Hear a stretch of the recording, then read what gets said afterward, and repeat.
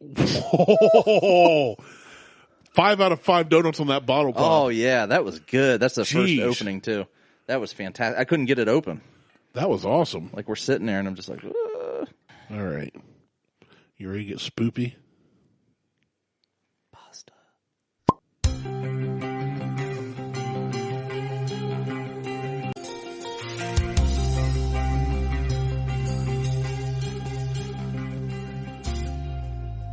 Welcome to the Buckhorn Podcast. I am Martel, and with me always is Randy. What up, Randy? What is going on? Oh, so much. This weekend, so this week is Fair Week in Fairfield County, and the fair is canceled. This week is also Pumpkin Show weekend. This is our not-so-pumpkin show. Yeah. I'm really kind of sad. The not-so-pumpkin show. I'm kind of sad. I'm bummed because we moved to a much bigger place. We have the same access to the P show as we did before. Right. You and I could have sat out anywhere in the yard and talked to passerbys and yeah, it would have been great. Recorded. Well, we could have went full mobile this year. Right. We could have recorded from the food booths we were standing in line at. Yeah, we could have recorded from there because of the new equipment we have. We could have been, we would have been walking around with hand mics and no headphones, but doesn't matter. Would have worked out perfect. I was excited for this year. I was too, especially when you said you were moving, and then COVID, and then shit got canceled. And yeah, but this week it's been a really good week here at the house. Good. So we've done some repainting. Our living room got repainted. Finished that up. Got some doors repainted. I'm going to have to move my paint shop into the basement to finish up the rest of the doors. Get some more painting done here soon. But I had half of a frigging cheer squad in this house. On purpose? Yes. So it was Lexi's friends. And it made me absolutely happy that she had friends over, laughing, giggling, and having a great old time. Well, that's good. So, because we were having some serious issues last March. Yeah. She was just kind of like, man, I don't want to talk to anybody. Yeah, just kind of bummed. And so having, everybody over here was fantastic. That's good. So she's happy. I'm happy. Good deal. Speaking of cheerleaders, that reminds me. So our friend's daughter, Sydney, is a junior at Tays Valley. Yeah. This week, she became the first ever female to score points for Tays Valley football for a varsity game. She's a kicker. Hell yeah. Killer soccer player, became a kicker freshman year, I believe. And she is a junior now and kicked in the varsity game and made both field goals she attempted. And won the game. So they did win. Ah, see? I think. She won the game. Maybe they lost. I don't know. But she made her field goal. She did her job. And I was like, that's pretty freaking cool. That is awesome. She decided to go out and do something. And she's now in the history books. And she's placed her stamp on her high school. That's awesome. I saw a 7-year-old, seventh grader. I was like, okay. 7th grader kick a 33-yard field goal. Nice. Which, for most people, that's... I couldn't do that right now. I couldn't do it today. Yeah. But for a 7th grader to do that it's kind of unheard of. It's impressive. I mean, there's kids that can do it, obviously, but it just made it over the upright. Slipped right in there. It went ping and flipped over. Nice. Counts. It counts. We were all pissed though because it was the other game. it wasn't BC. So let's see today. Here's the thing. It's kind of like with Pumpkin Show getting canceled, fairs getting canceled. It kind of feels like fall isn't here. It definitely is. The leaves are changing. The temperature has dropped drastically in the last week. Oh yeah. And I've done a lot of fishing. You've done a lot of fishing. It's not the best time to go fishing, but people have been out. A bunch of my buddies are out hunting. I have not been. I am going hunting too. But it feels like something's missing from fall. Football started back, kind of. Big Ten still hasn't kicked off just yet. But they're supposed to. But I've actually been watching more football, which is kind of weird. Yeah, I was listening to Game Day. I love College Game Day. I try to catch it every week. If I'm driving, I'll put it on my phone and just listen to it. Yeah. Play it through the speakers. And so I was listening to that today and looking forward to getting home and watching. I'm going to help Dad some more on the 52. We're within 2 weeks of this truck being done. It looks really good. It's so close now.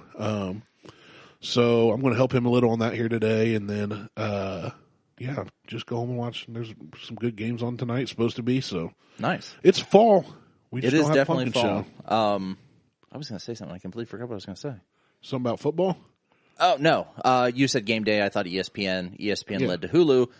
I have Hulu. Okay. My sister gave me a login, so I'm not sure. But You're permitted so many. I know. So I've been watching different things on Hulu. Now, I watched Letterkenny. Yeah. I am too smart to watch that show. That is the dumbest fucking show I've ever watched. It's how much did you watch? I watched 5 episodes. It's so good. It gets so much better. I mean, it's got funny parts. Wait until you get into Shoresy. I'm not watching it anymore. I moved on to like the Wu-Tang show, and which is really good. It's called Wu-Tang and American Saga. I'm too smart to watch Letterkenny, so I watched the Wu-Tang show. Wu-Tang American Saga is really good. I mean, I'm not saying it's not, but it's not. I thought you were going to say something like real intellectual, not Wu-Tang show. No. I've been watching Archer, like catching up on the season. I missed Archer. I never got into that. Watching Animaniacs. That classic. Handmaid's Tale. They're bringing back Animaniacs. Are they? Yeah, Hulu is. And Pinky and the Brain. That's a gimme. I think they own their own show. Because Pinky and the Brain they had their own, but they're bringing them back, I think, as their own show. I wish they'd bring back Hysteria. I don't know if you remember that. It came on after Animaniacs in the afternoons. I don't remember that one. Tiny Toons. No, we'd get off the bus. Hysteria was all historical. You know how Drunk History is now? It's like a funnier take on it, but Hysteria was the same, but with Animaniacs type comedy. Oh, I don't remember that one. Oh, it was great. But we were watching Handmaid's Tale, which is really good. Never seen it. What else? And then there's a show I started watching. It's 8 individual shows called Monsterland on Hulu. Heard of it. Have not watched it. The first one's just fucked up. Like, they are just fucked up horror shows that are going on throughout October. So, just like, whoa, damn. I just got done binge watching Cobra Kai on Netflix. I need to finish up season 2. Phenomenal. It is. When I started watching it, I started watching it, or I got ready to watch it, I was like, I don't know how good this will be. It's all the remakes and stuff, but it's not a remake. It's a continuation of the story. Yeah. And the flashbacks and everything, it was like, it's just really cool to, some of the kid actors, especially the first season, are kind of, Yeah. But the story, better. I thought the writing was done really well. It is. I like the storyline. I like it. I like how they're playing it that depending on where you're sitting, where you sit and watch it, not like in the house, but from what side you're looking at. Yeah. Daniel's the bully. Yeah. Which I've seen, there's a whole YouTube thing about him being the bully. And after watching that and then sitting here watching this. Well, and I think at some point they play into it too because. They do. They even, the internet's like, he lost because that's an illegal kick. Well, in spoiler alert, in Cobra Kai, Johnny mentions that at one point. Yeah. He's like, yeah, that was an illegal kick. So it's like they kind of leaned into that culture, fandom, whatever you want to call it, of, no, Johnny wasn't the hero. And so, or not Johnny, Daniel wasn't the hero. So, I thought it was well done. I just finished season 2. Yesterday, 2 days ago, I think. Yeah, I need to start watching season 1. I'm excited about it. It's really good. So today just general chit chat. We got something new to. Well, it's not new. We're gonna revisit something that we did samplers on. Yes. And Ohio finally got it. I forgot to pick it up while I was in South Carolina. I just honestly did not go back to the store because the store didn't have anything other than this that I wanted. And I completely forgot about it. I couldn't remember where I saw it. And then we were leaving, and I'm like, shit, it was that store. And then you're gone. Then I'm gone. So what we have today is Noble Oak Double Oak Bourbon. Now, we did this before. We liked it.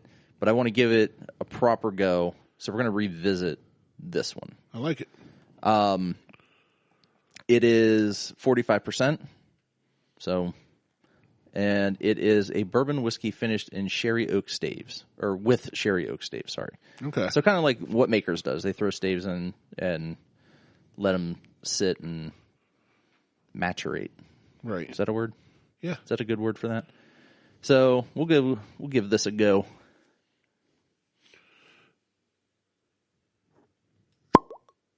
Whoa. 5 out of 5 donuts on that bottle pop. Oh, yeah. That was good. That's the first opening, too. That was fantastic. I couldn't get it open.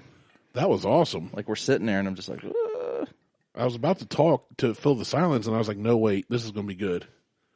So you don't always have to fill the silence. I know. Don't have to always fill the void. Silence is golden. Isn't that what they say in the movie theaters? They do say that. Isn't there a song about that? I don't know. Is there? I don't know. There might be. I don't know if there's a song or not. Even putting the cork back in was nice. So anyway, we'll kind of go over this as we're just kind of BSing, chit-chatting, talking. Talk about some fall stuff and pumpkin-y things. It's so good on the nose. Yeah, this is a candle one. Yeah, this is...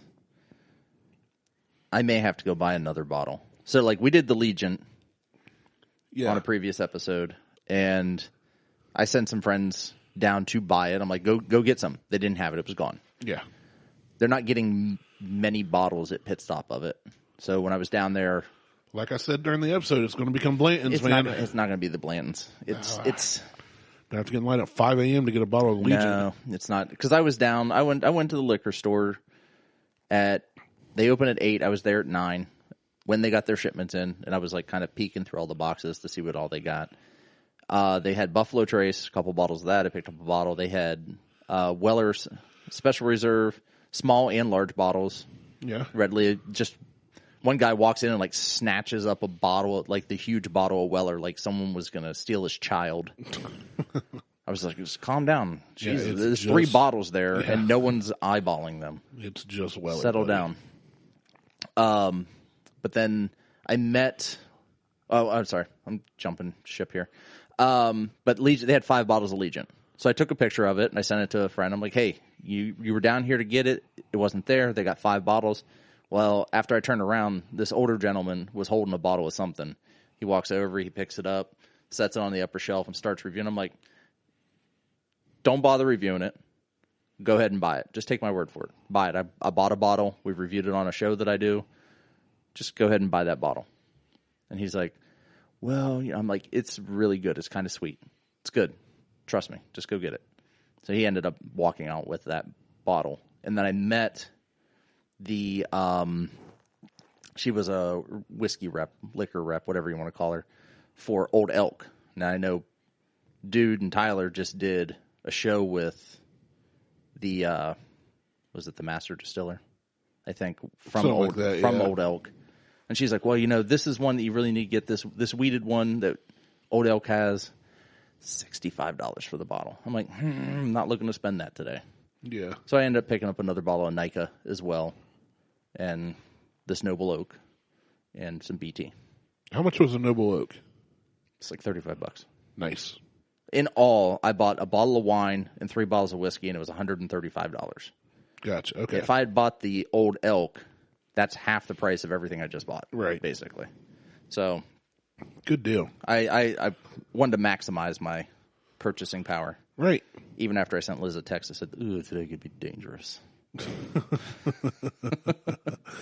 So what do you get on the nose? Good stuff. Well, on the nose, it smells like whiskey. It smells like heaven. This is what heaven smells like. It's sweet. This is what purgatory smells like. On the nose. It's very sweet. Like would you say a vanilla or a caramel? Yeah. I'm trying to it's just so hard to pick different notes. This one I get more vanilla than caramel. I get a little floral note in there. I'm not getting that. Just a little bit.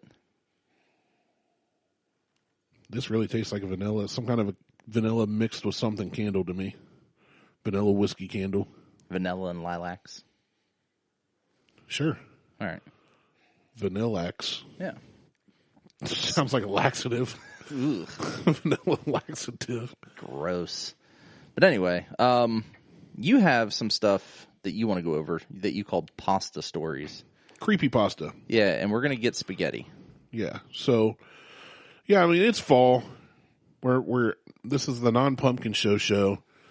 We just took the boys out to Lostro's Family Farm or whatever and did all the activities there and picked out pumpkins. It's one of those pumpkin patch places. Yeah.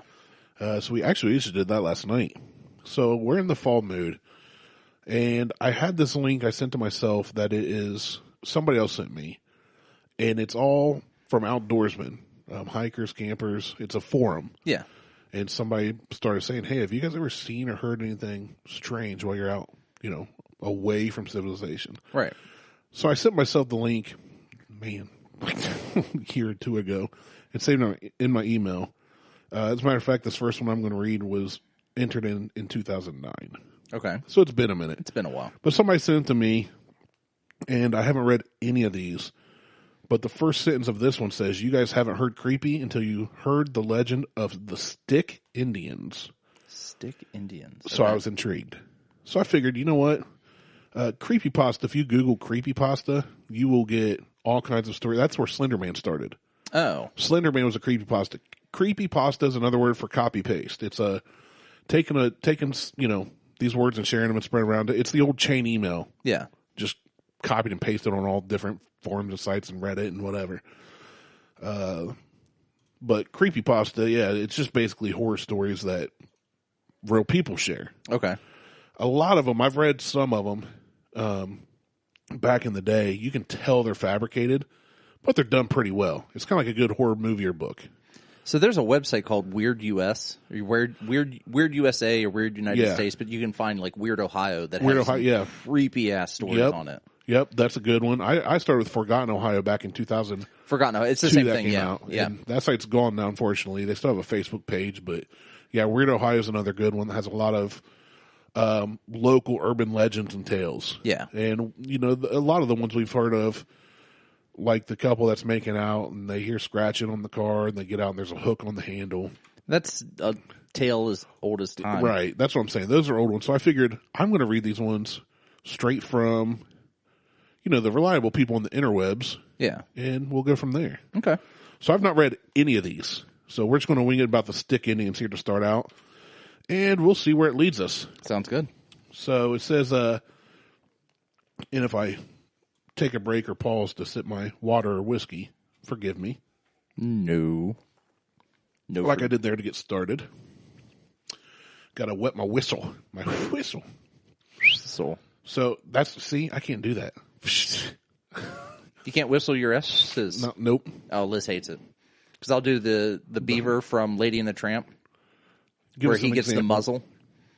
He's like, "Say, that works well." It sounds like Herbert the Pervert almost. Oh, yeah, the old man from Family Guy. Family Guy. Hey, Sonny. I should have you read a whole story like that. It's difficult. I'm sure. All right, so it says this is a legend of the Cascade Mountains of Washington State. Okay. That people in the forest have heard sounds like children laughing and playing. Creepy. That can get creepy. Kids are creepy, man. Kids are the creepiest. Yeah, especially your own kids. Because when they ask certain questions that make me go, okay, how many ghosts have you talked to this week? But anyway. Aren't ghosts just imaginary friends? Huh? Imaginary friends that can kill you in your sleep. Okay. So this is in remote areas, no campgrounds, resorts, or anything nearby. When they go to investigate the source of the laughing children, they are never heard from again. Don't ever let your child wander off in the woods, or he may vanish and be turned into a Stick Indian himself. Another Indian legend here is the coastal Indians of the Olympic Peninsula. There are old-growth trees that have faces in them. The Indians believe these were people that went walking out into the forest at night, and the trees grabbed them, and they can never get out. Okay. They are now part of the tree. They're just absorbed. They have to be dead at this point, right? I don't know. They're part of the tree. That's where they filmed that scene of Wizard of Oz. Oh, really? Yeah. Okay. I'll take your word for it. So what else you got? All right. Again, I haven't previewed any of these, so I don't know where it's going. One time I was out at my local creek, and I had the urge to take a leak. Except he spelled it Leek. That's a food. Right. Apparently they grow there. I'll give it to him. So I walked up the creek and started taking care of business. And while I was looking around, and about a foot away from where I was standing, a 3-foot cottonmouth was coiled up looking at me. After a brief moment of cussing, I zipped myself back up and it swam away. That sucked. Don't tread on me. That's dumb. That was stupid. It's not even a scary story. That's not even a story. That's a guy so dumb talking at a bar. It's just a guy that saw a snake. Yeah. Ooh. So all right. Give me something good. Let me find you a good one. Give me something good. Have you ever had an experience? Because I've had my own stories. That I could tell. Not necessarily. I mean, you hear when you're out in the woods, you hear things. Like, I mean, it don't even have to be noises. In the woods. Well, I'm just saying, even like you just noises and other shit. I have read stories about like the Melonheads of Ohio, the Melonhead kids of Ohio. Every state has like we heard scratching on the car, and when we opened the door, there was a hook on the mirror. Blah blah blah. But there's some like freakier things, like the Insanatorium. I don't know what it's called, but it's down in OU that was closed down, and then I think they ultimately ended up tearing down the building. There was here in Lancaster, there used to be an old haunted house called the Mud House, the house on Mud House Road. Yeah, most people call it Mud House Mansion. Mud House Mansion, and they tore that down 4 years ago, I think, because people just continued to trespass on it, and it was an old rickety house that. And the old lady would shoot at people reportedly. She just called the cops. Trespassing. She called the cops. She did. There was a lot of cop calling. I don't know that she ever actually shot at anybody. That goes to that. I've read tales where people have said that, but it's not anybody I know, so I can't verify it. But as far as like my own, I don't go outside at night, so. I take it. I do. I don't have anything. Nothing crazy? Nothing crazy like, I went outside and I went, that smells like a skunk, and so I ran back in. I saw a dog laying in the grass. So here's one called Enjoy Your Stay at the Covenwood Inn. Again, have not previewed this. Uh-oh. So let's see. Business trips are dreadfully boring. I can attest to that, especially in my line of work. The only good thing about them, hotels. The tedium of day-to-day dealings bookended with clean towels and a mint on my pillow. They don't do that anymore. It depends on the hotel. If I could live in one, I surely would. There's just something in the ambiance that soothes my soul, for a lack of better phrase. At least, that's how I felt until staying at the Covenwood Inn. I do like staying at hotels. I travel a lot, but I don't like doing it so often I don't get to see my family a lot. Yeah. So it seemed like any other hotel at first. Typical floor plan, decorative arrangements, overly polite check-in clerk. It wasn't until I received my key card and ventured up to room 371 that I would notice a dissonance in the layout. Something amiss that broke up the usual hotel landscape. In my room, placed deliberately on the bed, was a sheet of paper. Restrictions printed on official Covenwood Inn stationery. Restrictions? Yep, we're going to get into them right here. As you take a sip of your whiskey and I take a sip of water because my mouth's drying out. Okay. It says, Room 371 guidelines. No television after 9 p.m. Only accept incoming calls on the room phone. Leaving your room between the hours of 10:30 p.m. and 1:30 a.m. is strictly forbidden. At least 2 to an elevator at a time. Never go in alone. No visitors. If there's a knock at the door, ignore it. The minibar is for emergencies only. The view is a lie. Hold on. Don't trust it. Why would the minibar be for... What emergency? Would you need a minibar for? Is there like a flare gun in there? I don't know. We're going to find out together. Right. And it ended with enjoy your stay. This was odd. I'd never seen anything like it. Not once in any of the hotels I stayed in the past. Perplexed, I called the front desk for answers. All rules are to be followed during your stay. The clerk stated this plainly, as if he had uttered it 1,000 times before. I don't understand. What emergency would warrant the use of a minibar? Oh, good question. Yeah, that's what I said. Why can't I watch TV after 9? What does the view is a lie even mean? I was offered the same reply, spoken with the same tone as before, not unlike a recording. All rules are to be followed during your stay. Click. And that was it. No answers, no explanation.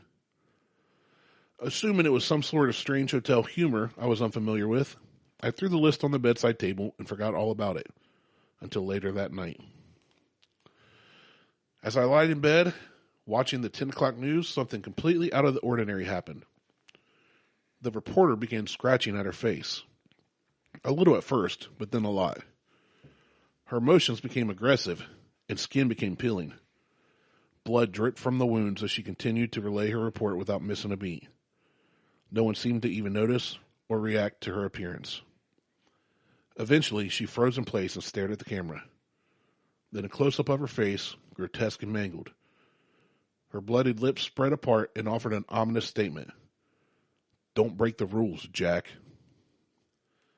I jumped out of bed, left my room, and ran downstairs. My voice echoed through the lobby as I barged over to the front desk. "What the hell's going on here?"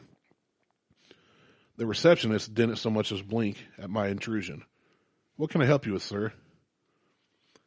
I just watched a news reporter tear apart her own face and tell me personally, to follow your bizarre hotel rules. Is this some sort of sick joke? He pointed at the wall clock behind him. "It's 10:18, sir. In room 371, there's no television past." I grabbed him by the collar. "I don't appreciate being toyed with. Continue this jest and there will be a call made to the authorities. Mark my words." I let go of him and stormed off, his monotone voice trailing off in the distance. "All rules are to be followed during your stay." I returned to my room, shut the TV off, and lay down to sleep, pissed off but exhausted. Unfortunately for me, my slumber would be short-lived. I woke later that night in a fit of sleep paralysis, pinned in place by my own body. At the foot of my bed was a shadowy figure, whose features I couldn't quite make out in the darkness. A warmth overtook the room as it stepped over to my side. My heart began to race. Closer now, I could see it was a man, maybe in his 50s, well-dressed, gray mustache. He leaned over me and spoke with a disturbingly unnatural timbre. His voice echoed off the walls and met my ear with an inhuman cadence. "It's a pleasure to meet you, Jack. Are you enjoying your stay so far?" I don't think that would have been his voice. No. Inhuman cadence. "It's a pleasure to meet you, Jack." Never mind. "It's a pleasure to meet you." "It's a pleasure to meet you, Jack. You enjoying your stay so far?" I doubt that's his voice either. I tried to break free from my chemical restraints, but it was no use. "Where are my manners? I'm Garrett Covenwood, the owner of this here hotel. I like to greet my guests whenever I can." "Hey, you better not greet me in my frickin' room, creepy old dude." Yeah, no shit. He rested his head on my arm. Brown, brown, brown, brown. I've been feeling fine, baby.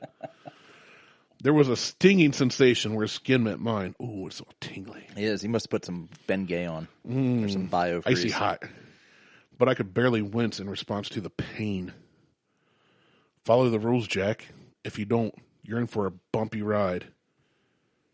Not to be confused with a humpy ride.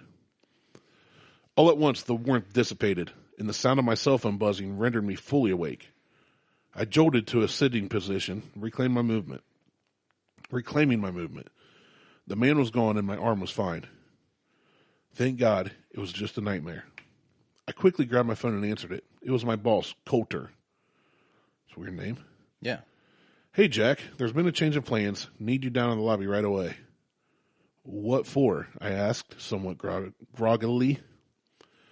"No time to waste. Hurry up." Click. I looked at the time. It was 12:36 a.m. I was forbidden to leave my room, according to the damned rules. I called the front desk. "Listen here. I need to come down to the lobby and meet my boss. I don't care what your rules say. There better be no weirdness. You hear me?" The sound of tapping away at a keyboard filled my ear. "Sir, our records show that your boss, Coulter Brumlock, is fast asleep in his room." Confusion washed over me. In his room asleep? How would you even know that? Are you telling me there's no one in the lobby waiting for me? "No, sir. It's a slow night. Just me and the fam. Me and the fern in the corner." I hung up the phone and dialed Coulter's number. After 2 tones, he picked up. This better be good, Jack. I was sleeping. Coulter, you didn't just call me a moment ago and ask me to meet you downstairs, did you? He let out a groggy sigh. Of course not. What are you talking about? Can I go back to bed now? Another wave of confusion struck. Sure, it was probably a wrong number or something. Sorry to wake you. Before hanging up, I asked him one last question. Say, you didn't get a weird list of rules from the hotel, did you? No. Now let me sleep. Click. I was just getting ready to ask, is this, like, his room only? Just room 371 rules. Just close that room off. Right. Why put people in this room? Yeah. You don't need that room. Yeah.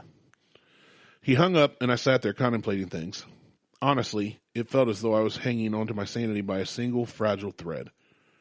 I had told myself the images on the TV were the hotel's doing, but this couldn't be faked. Coulter and I had known each other for years. I knew his raspy voice anywhere.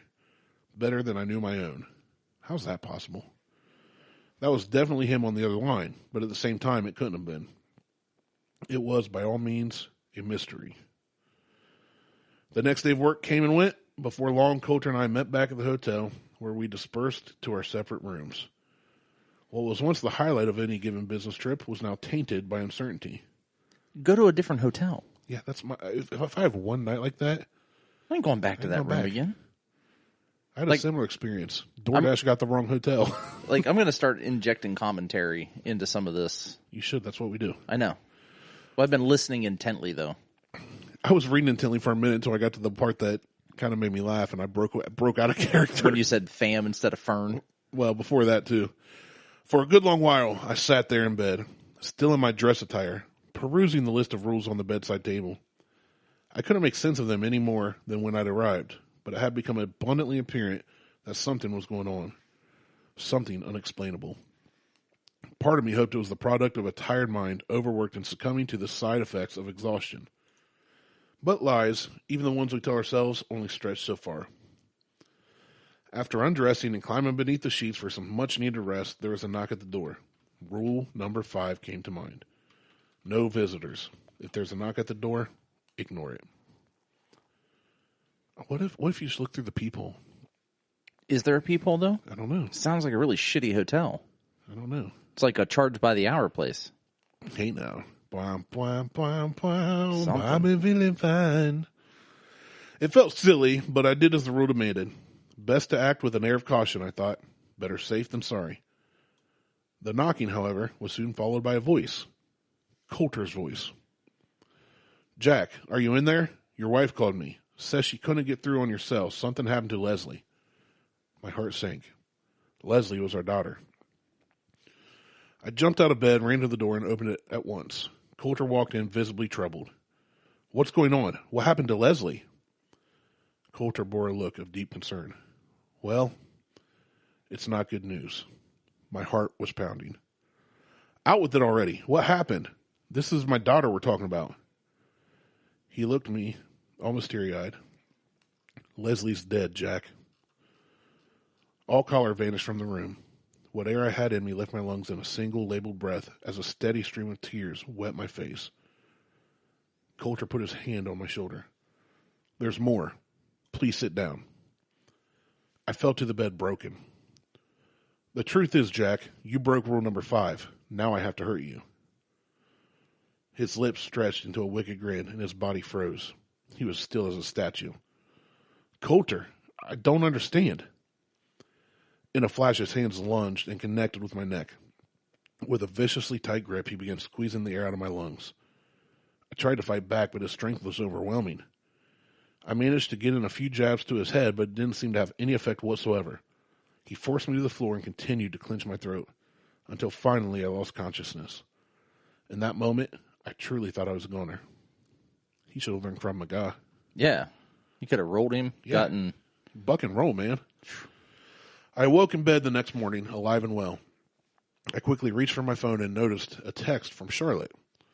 Just put Leslie on the bus. She misses you terribly. So do I. Please be safe. We love you. This guy needs to leave this room. This guy needs to quit doing acid. That too. And shrooms. I got out of bed and raced to the bathroom mirror. My neck was void of bruising, no signs of strangulation. I called Charlotte to be doubly certain. To my relief, Leslie was indeed fine, as alive as she was the day I left. It all just felt so real. Could it have really been a dream? Frazzled, I met up with Coulter and we drove to our next meeting. I could still feel his hands wrapped around my neck. I refused to make eye contact with him the entire day, and he noticed. What could I say without sounding certifiable? Hey, the hotel left me this weird list of rules to follow, and now I think I'm seeing things. I want to stop for coffee before you drop me off at the nearest hospital. No, that wouldn't bode well. Mild food poisoning from the sushi at the hotel bar was a far better excuse. Only a few more days of torment, then I could leave. Why a few more days? That's what I kept telling myself. Leave the fucking hotel. Little did I get a different room. No, I'd leave the hotel altogether. I'd leave the city. I'm out. I'd go home. I mean, at this point, I'm completely out. Yeah, fire me. Only a few more days of torment, then I could leave. That's what I kept telling myself. Little did I know, my next night there would be the longest one yet. I woke up at 11:22 p.m., according to the blinking display of the alarm clock on the desk across the room. As my eyes adjusted, I noticed a faint orange light dancing on the wall, pouring in through the gap in the curtains. I pulled myself out of bed and walked over to the window to identify the source of the light. What I saw was absolutely horrifying. The hotel was ablaze, an enormous fire engulfing the ground floor.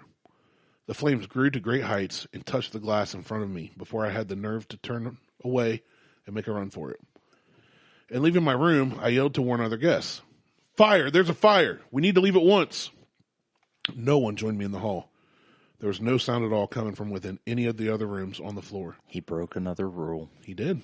Again. Son of a bitch, he never learns. He doesn't. Had everyone already evacuated? Was I the only one inside? I opened the first door in reach. It was unlocked. Inside was the reporter from TV, her face still dripping red, a blood stain on the carpet below. You should have followed the rules, Jack. I slammed the door shut and moved on. In the next room was Coulter.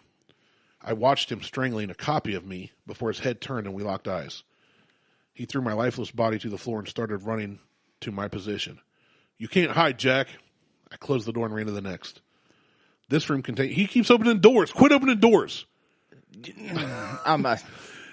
There's so much frustration right now with this guy. I closed the door and ran to the next. This room contained yet another impossibility. The worst one yet. It was my wife and daughter standing at the door. Their eyes were vacant, drained of all human emotion. I watched astonished as their skin burned to a crisp before my eyes. Charlotte spoke first. We miss you terribly, Jack. Leslie chimed in after. When will you be home, Daddy?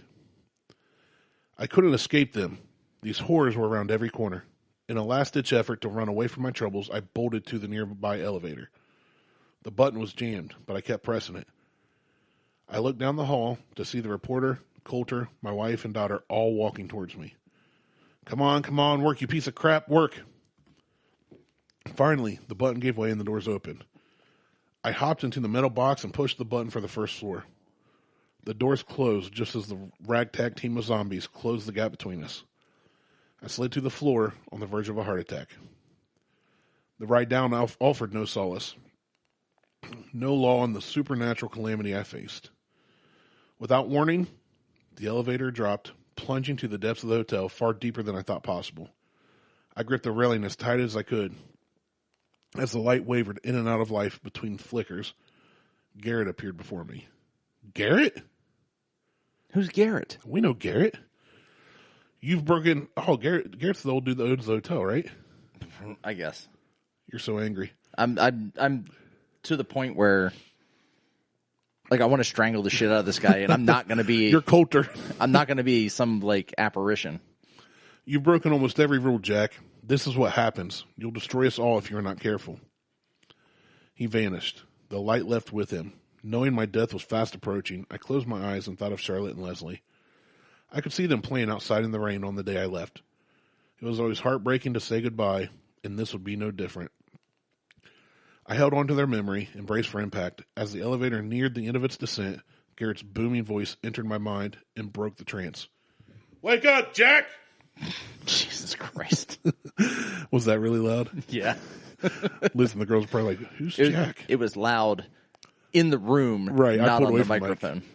And then I just killed it by asking if it was loud. Jarred, my eyes opened, and I fell back, landing on the floor. The unique abrasiveness of carpet brushed against my skin. I was no longer in the elevator. Upon taking a deep breath and gathering my wits, the familiar surroundings set in. I had inexplicably been transported back to room 371. He lagged. As I looked around in disbelief, happy to be alive, I noticed the list in my hand. Rule number 7 was now circled. The view is a lie. Don't trust it. It took a minute to register, but now I knew what it meant. The view through the window, there was never any fire. It was just another ploy to get me to leave the room, and I foolishly took the bait. My eyes darted to the alarm clock on the desk. It was 1:47 a.m., meaning it was now safe to leave. I needed to get the hell out of there, and fast. This guy, he should have left like after the first night. Like, yeah. He should have left when he found the note. No. In reality is if I go to a hotel and they go, oh, here's a couple rules. No phone calls, no watching TV, the view is a lie, don't ride the elevator alone, don't leave your room. I'm like, okay, is this for all rooms or just this room? Then the next question is going to be give me a refund. Yeah. And it's not even a question. That's a statement. I'm out. All right. I stood up, marched to the door, and grabbed the knob. It was hot to the touch. Burning hot. He was Marv from Home Alone. I pulled my hand back instinctively to avoid the harsh heat. I then noticed the charred wood on the bottom of the door's frame, indicating fire. Real fire. But how? I thought the view had deceived me. I looked back to the list for answers and noticed a postscript scribbled in pen. You should have followed the rules, Jack. You did this. Now we all have to suffer. My eyes scanned the page for more clues, to no avail. They kept landing on rule number 7. In addition to being circled, it was underlined with a striking red ink. Why did my attention need to be drawn there? Was it just gloating or something more? Then, that's when it hit me. I walked over to the window and peered outside. The fire raged on outside my room, but the world below seemed unaffected. No flames, no firefighters, no one running out of the hotel. Just a plain parking lot, traffic on the main road, and trees in the distance. As normal a view as one could hope to expect from this particular vantage point. But the view was a lie. I tried opening the window, but an unforeseen force closed it shut on my fingers. I screamed and pulled them back. Ow. Ow! Ow. In a great deal of agony, I lifted the chair at the desk and threw it against the glass. It shattered, revealing the world outside for what it really is. I saw the fiery wall below and heard the guests screaming in peril. There was indeed a fire, and I truly was in danger. Still in pain, I picked up the list and looked at rule number 6. You've never read this before, right? Never. I swear. I swear to God, this guy's just going to wake up from a bad dream. I was thinking that too. But or another dimension. I have no clue. He used a dimension gun or a portal gun, and he's... But looking at the bar, we're getting close to the end, so we'll find out. God, this is a long-ass story. Still in pain, I picked up the list and looked at rule number 6. The mini bar is for emergencies only. Oh, Lord. So I took a few shots of whiskey and laid there and died. The end. That's what it says. This was certainly an emergency. Thank God it's over. Right. Just let it end. This was certainly an emergency. Without any time to waste, I opened up the minibar next to the desk. Inside, there were no drinks or food, only a small black box with a red button affixed to a surface. I pulled it out and placed it on the bed. There was now smoke seeping into the room through the outline of the doorway. Looking over the list again, there was no further instructions, nothing at all pertaining to the box. There was only one course of action left to take. What would you do in this situation? Push it? Well, I mean, what else you gonna do? Why not, right? Why not? He's done everything else wrong. You might as well take the red pill, push the button. I closed my eyes and pressed the button as hard as I could, putting my life in its hands. Memories played in my mind like a film reel running in reverse. The day's events followed by the previous and so on.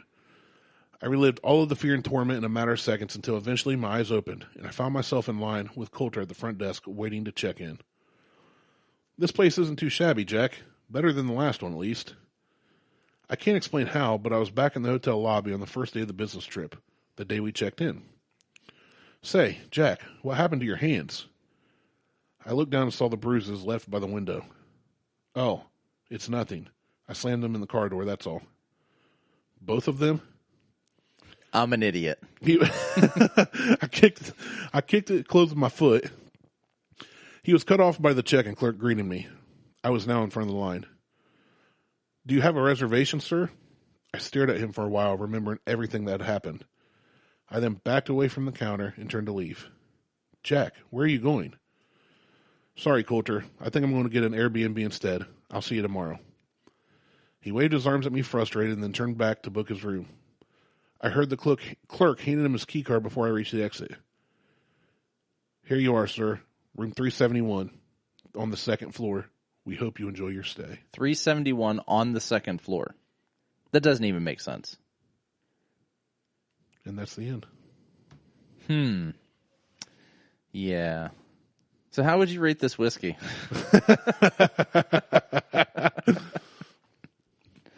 I kind of got into the story. I'll be honest. There are parts where I was reading, I was actually wondering what happened next. I know. I'm sitting there. I mean, that's why I didn't say much, because I'm sitting there listening. I'm getting into it, and I'm trying to figure out.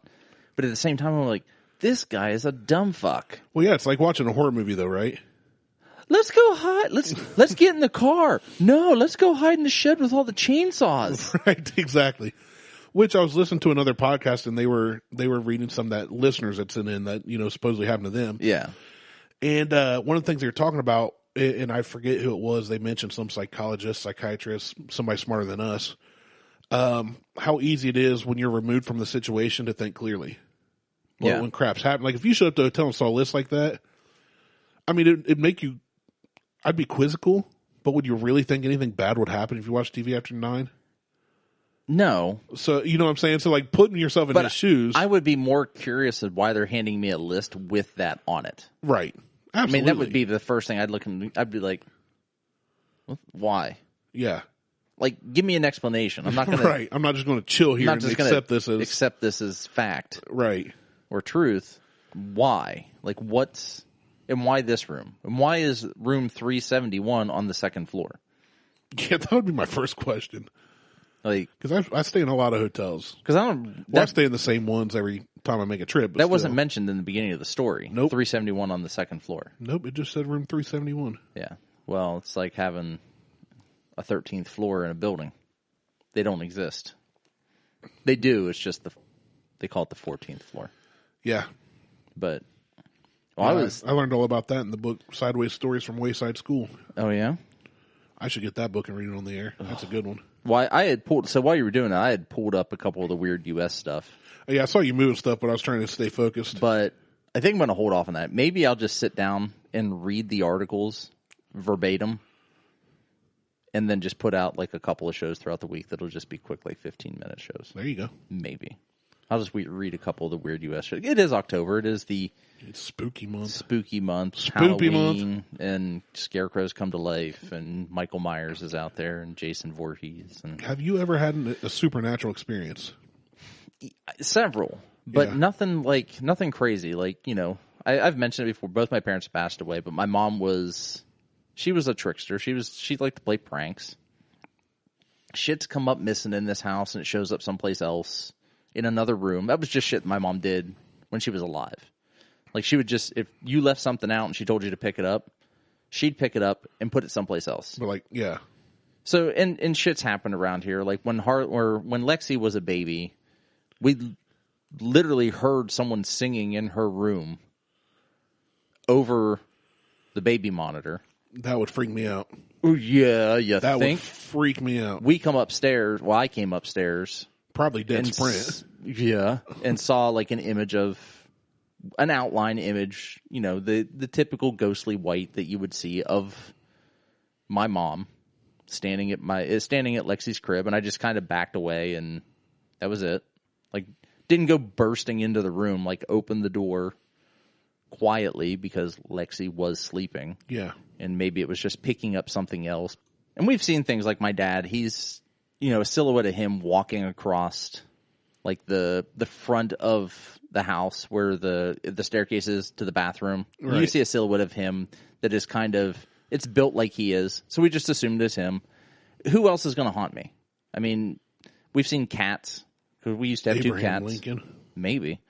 We've had 2 cats. They both, honest to God, died in the same spot. That's weird. Like our cat Tyler, that we called him Tyrant. Sorry, Tyrant. We called him Ty. He died right there in front of the bathroom downstairs, and then Cinder died 2 years later in that same spot. I wish you'd have told me this at some point before I have walked through that area several times. Well, the last couple of years, shit happens. Really, I mean, but those are the only things that have happened here. Now, in previous houses, we didn't have any of this, but shit always comes up missing. Yeah. Like, constantly comes up missing. And I just blame it on my mom. My sister has the same issue as well. Yeah. Like, things just... We've had stuff like that happen, mainly, not at our place. I've heard noises in this new house we're at, but I can't fully pinpoint them. So as of right now, I'd say it's weird house noises I'm not used to. But we've been there. I mean, there's nothing that wakes me up. We've been there since spring, and it's been fine. But a friend of ours, the Moores, they used to live up in the same neighborhood we did on the west side of Columbus, southwest side. And there was always, like, laundry would get thrown out of the dryer, but, like, not just taken out and dumped on the floor, like, thrown sporadically around the room. Oh, like Ghostbuster style. And, yeah. And now I'm remembering this based off, at this time, I was, like, Lexi's age or younger. So okay. I'm going off old memory, so I could be wrong. My friend Key, she lived there, and maybe I'll have to hit her up and have her validate these for me. But the one that always stood out, there was one time where she was home alone, parents were gone, brother went and stayed with a friend, and she fell asleep watching a movie. Well, back in the day, when a movie was done, a VHS, it would run all the way to the very end. Stop, rewind, then eject itself usually. Usually. That's what the VCRs were doing. This was mid-90s. So she fell asleep in the basement watching a movie. Now, with all the stuff that had happening, they found out there's this little boy entity kind of thing. It's kind of what they thought. They didn't find it out. And they just named him Mikey. Okay. Or maybe there's a story where they asked his name and he wrote it somehow. I forget, but they called him Mikey, and if he was doing something, he'd say, "Hey, Mikey, you're just being a little boy." Kind of like you being a prankster, like you're talking about. Right. Well, this one time, as I recall, she fell asleep and woke up, and not only had the movie around itself, but it was back in the VHS sleeve and on the shelf, and the TV was turned off. Oh, that's exciting. Which didn't just happen on TVs back then. So maybe she was sleepwalking. They went to move. Could be. All I know is stories. They went to move to Circleville, actually living just around the corner from where we live currently. I passed the house on a regular basis. And they went to leave. By this time, they'd lived with Mikey for years. At the other place. At the old place up in Columbus. So they said, "Hey, Mikey, good times and all, but we're leaving. We don't know who the new family is or what they're like." But they were never really, it wasn't this like poltergeist fighting, scratching. Yeah. It was just, there's something going on here. This little boy named Mikey does what he does, So the story that I got, and again, I was a kid, they could have been just blowing smoke at my butt. But they put out an empty box, said, "We're going to make one last trip to the truck. If you want to come with us, hop in this box." So it's just a cardboard box, light. They close the flaps, tape it up, go to pick it up, and feel there's weight to it. Ooh. So a couple people carried the box of Mikey out. Get to the new place in Circleville. Well, it doesn't have a basement in Circleville, but it had one of those like go outside, walk down to a cellar thing. Yeah. So they supposedly took the box to that new house, down in the cellar, opened it up, or I don't know if they opened it or they went back the next day and found it opened, which would be creepier. That would be creepier. But so that was their story of Mikey. And then my great grandma. Now here's the thing: I don't know if I believe in. I don't call them ghosts, but supernatural spirits. Apparitions. But I think there's a battle of good and evil that goes on. Yeah, I'm sure there I'm is. not sure how to explain that over the air that would make sense to people, but I do believe there's angels and demons battling, so to speak. You're the angel. I'm the demon. I don't know if we're vocally battling. Yeah, I don't know if I'm the angel. But, I'm going to go ahead and go with I'm the demon because you didn't drink good whiskey when we started the show, and now you do, and you collect. I don't collect as much anymore. Well, I mean, if you're buying a Of course, I bottle did here start and my infinity bottle, and I had so many, like, almost empties that it's half full already. I just, like, poured them all in. I can't remember. Did I mention that my infinity bottle is going to be rye and wheat? Yeah, you did. Yeah, right. we talked about that. All right, never mind. I almost poured a bourbon into it, but and stopped myself. Yeah, so mine are all bourbon so far, all 5 of them. But yeah, my great grandma would always see stuff. She was one of the most godly women I know, and one of the most loving. She was short, plump, little, baked for everybody. She was everybody's grandma, kind of grandma. Right.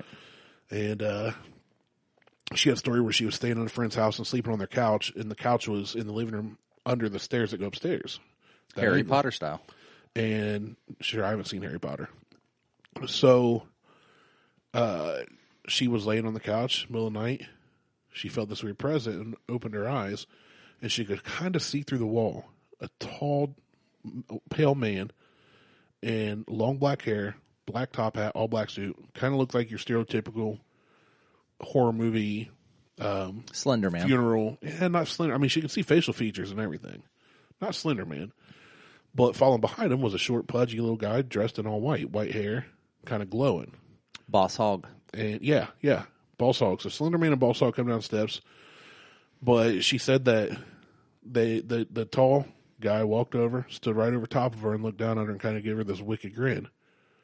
And she said, "May I help you?" And the short, chubby guy that was dressed in all white said, "Don't lay a hand on her. She's not yours." And at that, the guy dressed in black got really mad and vanished, and the other guy smiled at her. She said, "I felt this peace over me," and he vanished, and I went back to sleep. Now, my grandma was of sound mind. She was not a liar. She was vehemently against lying. She'd be the first to admit her mistakes. And so, yeah, I heard stories like that, and it kind of makes me go, I don't know what's going on. That sounds like death and kind of. Yeah. I don't know who the guy in white would be, but angel type figure. I don't know. That's just the story the way I remember it. The Grim Reaper. She did have a glass cooking pot. She was cooking on the stove. Lived in a trailer, and for some reason it cracked or so blew up. Well, glass cooking pots aren't meant to be put on open flames, so they will go off like a gunshot. Well, it did that, and this was way back, late 80s, early 90s. And she stood there. She lived alone. She stood there for a minute. There was glass shards because her stove, you could look over across the family room. There were glass shards over. Oh, yeah. Hitting the wall on the other side, all around her, behind her, but there's a circle around her, even on the floor where there's not a speck of glass. And that's the kind of stuff, I can't explain it. Right. Well, the only reason I know about the glass shard is my dumbass roommate at the time decided none of the pots and pans were clean. Like, him and his brother that I lived with were the worst for doing dishes. Yeah. And they had to be done by hand.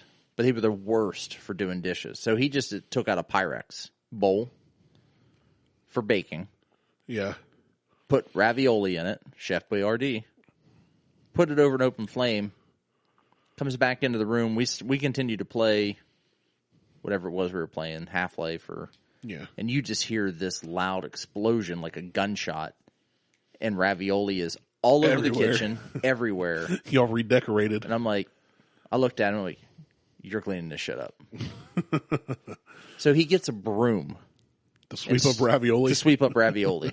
I'm like, you are not the smart. Like, how do you have straight A's as an MIT major? Book smart. At DeVry, but you are dumber than shit. His brother comes running up. He's like, I'm like, fucking your brother, Dave, dumbass Dave, Pyrex bowl. You can be book smart and be a complete idiot. Oh, I know. So I know. But anyway, all right, let's round this episode out. So we got the Noble Oak. Yes.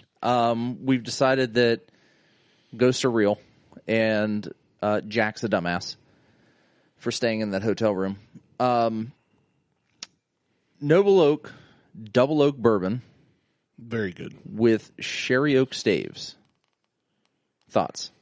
I like it. Little nutty, little fruity. All good. Yeah, absolutely. It's different than what I remember our sample being. So I'm going to have to let it sit. Well, I was going to say, it's a fresh bottle. Fresh bottle, just open. Pop that cork. You heard that You heard that porpoise? You heard that purpose pop. So, excuse me. So you heard that cork pop, and I think we're going to have to come back and revisit this. Let it in a month or so. Yeah. 2 months, 6 months. I like it. I like it now. I'm interested to see what it's going to be like. If it's the same. And I didn't try it with water or anything, but I did a little bit of water. It didn't really open it up much. Yeah. But I'm interested to see if it's the same as the sample that was given to us. Because the sample that was given to us was a little sweeter than this is. I thought I remembered it being as such. This wasn't really sweet to me, but it did taste fruity. Yeah. So all in all, I give it a 2.5. Go out and get yourself a bottle. I'm going with that on it. I wouldn't. It's not something I would go seek out. But if you see it sitting there, pick it up. Especially the price point. Oh yeah, well worth it. $35 or whatever. I think that's what it was. Yeah. Yeah, absolutely pick this up. I agree. So, all right. Check us out on Facebook and Instagram. Google, Tweetstagram. And you can Google Buckhorn Podcast, and you will get about 2,000 results, and any one of them will take you to us. Because we are it. Because that's it. You'll get Buckhorn Lodge, but Buckhorn Podcast will take you directly to us. For that, I'm Martel. He's Randy. We're out. Peace.